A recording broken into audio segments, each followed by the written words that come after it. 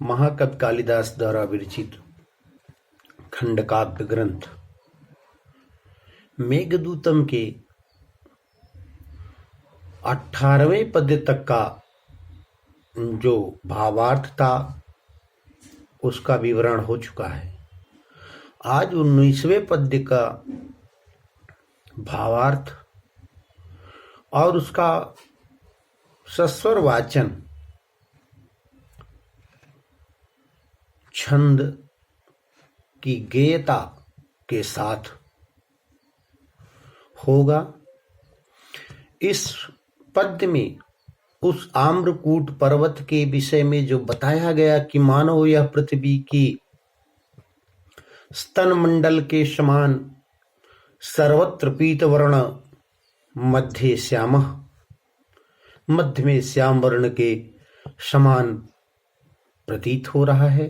आज उसी आम्रकूट पर्वत की एक और विशेषता के बारे में यक्ष मेघ से कहता है और उसके बाद शीघ्र ही आगे बढ़ने के लिए कहता है कि उस आम्रकूट पर्वत पर थोड़ी वृष्टि कर दोगे तो हल्के हो जाओगे और वहां से आगे के रास्ते में तुमको किसी प्रकार की कोई असुविधा नहीं होगी।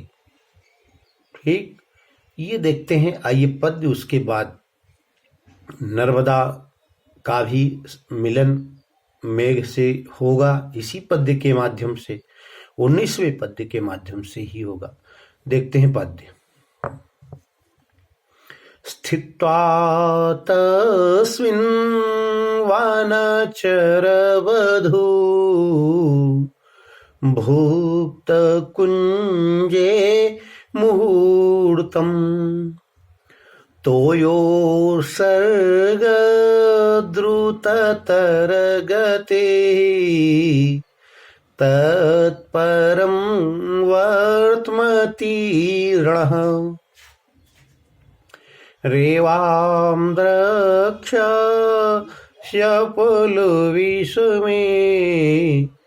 विन्ध्यपादे विशीर्णाम् भक्तिक्षेदैरिव विरचिताम् भूतिमङ्के गजस्य। आगे देखते हैं अन्वय के साथ इसका व्याख्या कि वनचर बधू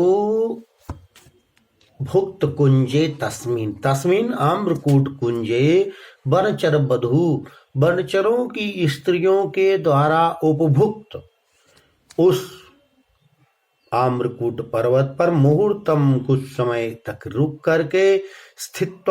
रुक करके तोयो सर्ग जल की वृष्टि करके द्रुततर गति तुम्हारी जो गति होगी वो तीव्र हो जाएगी, क्योंकि जब हल्के हो जाओगे जल के उत्सर्ग करने से जब हल्का हो जाएगा शरीर तो गति तीव्र हो जाएगी।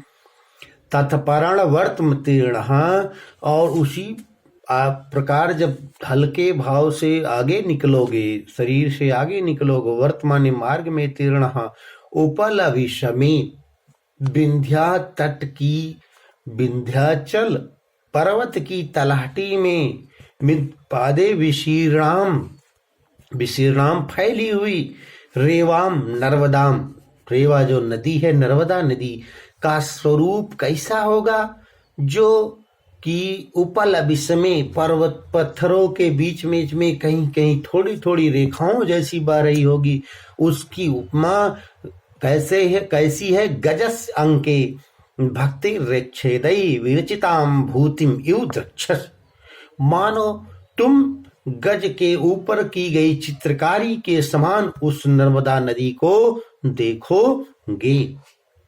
कैसी है वो नदी रेवा, जो पर्वतों के बिंद तलक की तलहटी में अनेक भागों में छिन्न भिन्न रेखाओं के माध्यम से बह रही है।